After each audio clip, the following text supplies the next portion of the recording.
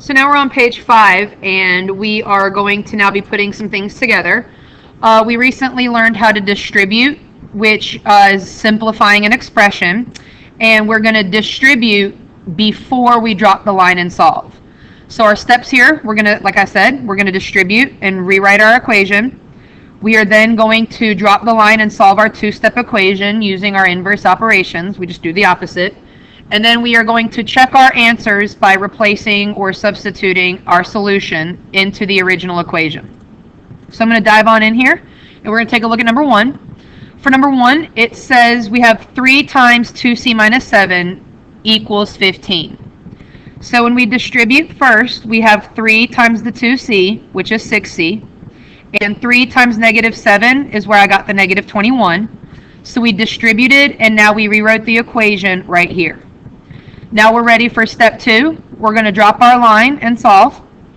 So we're going to add 21 to both sides. That's the inverse operation. We're doing the opposite, and that cancels out over here. And on this side, 15 plus 21 is 36. Now, 6 times c equals 36, so we're going to divide, inverse operation. And 36 divided by 6 is our final answer here, 6. Now notice what I'm doing is I'm taking this answer and I'm plugging it in right here for c. This is my 3 times 2c minus 7. And you might remember when we plug in a number we need parentheses. And since our variable is in parentheses, that's why I busted out the brackets here. And now we're ready to use PEMDAS to simplify. So PEMDAS says 2 times 6 is going to go first. We get a 12. And then inside parentheses, 12 minus the 7 is this 5. And then the 3 on the outside times that 5 is the 15 that we should get for our total. So we know 6 is the right answer. Now for the next one, I'm going to walk you through this, and we will get a decimal answer here. And it is okay because when we plug it in and check, we get the 56 that we were supposed to. But let me start out first by just distributing. We've got a 5 times 2x is 10x, and then 5 sets of 4 here would be a 20. So I have distributed and rewritten the equation, and now we're going to solve. So since I have a positive 20 for my constant, I subtract 20 on both sides.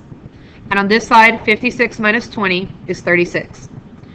We're left with 10x, so now we're going to divide both sides by 10. And let me get my calculator out just so you guys can see this part. 36 divided by the 10 is 3.6. So the 3.6 is now the number that we're going to plug in right here. We've got 2 times the 3.6, then plus 4, and then times 5. So the 3.6, I'm going to double it. And that's where, 3.6, I'm going to do times 2. That's where I get the 7.2 right here. Now I'm going to add 4. That's where I got this 11.2. Now times 5 is in fact the 56 total that we wanted.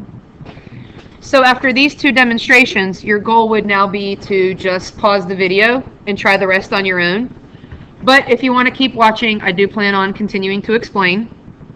So for this first practice problem here, we distribute 4 times 8x, and I get 32x.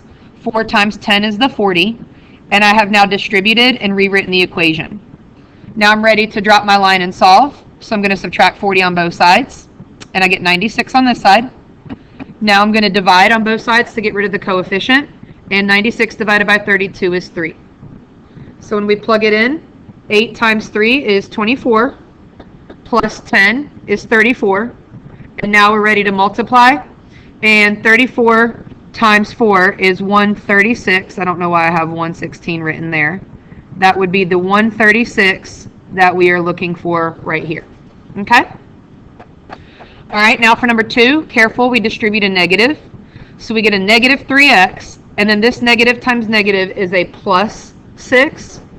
So when we distribute, we get negative 3x plus 6 equals 24. Now we're ready to subtract 6 on both sides and get 18. Then we divide both sides by the negative coefficient, and a positive divided by a negative is a negative 6.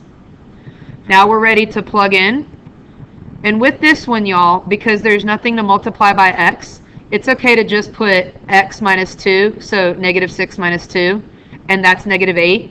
And then this negative times this negative becomes this positive, so we're good to go. We got a positive 24 like we should have. All right, now down here is another perimeter problem. And this one's a little bit different than the previous perimeter problems because you'll notice that in this example, we actually have an equilateral triangle. So we have 3 sets of this one side. 3 sets of this one side would add up to be the 45. Now, another way to do this is to say, so I've got one side, and now I'm just going to say there's 3 of these. So I've got plus itself again, and I'm going to put a plus sign in between them.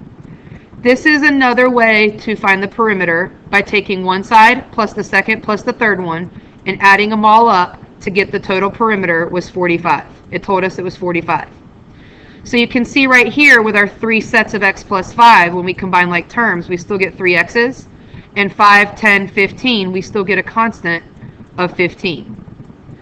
So when you think about it this way, adding right here, combining like terms, will still get you the answer, but our shortcut of multiplying the distributive property is really a shortcut here for combining like terms. So we still get our 3 sets of x, 3 x's, and our 3 sets of 5 is still a 15, and then we're going to subtract the 15 on both sides, and that's where I get my 3x equals 30.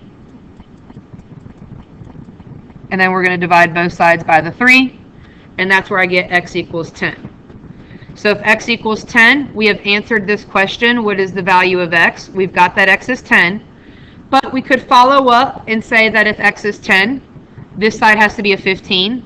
So all 3 sides are 15, and 15 plus 15 plus 15 does check out to be the perimeter of 45. And that concludes this video on page 5, where I've shown you guys how to distribute and then solve. Thank you.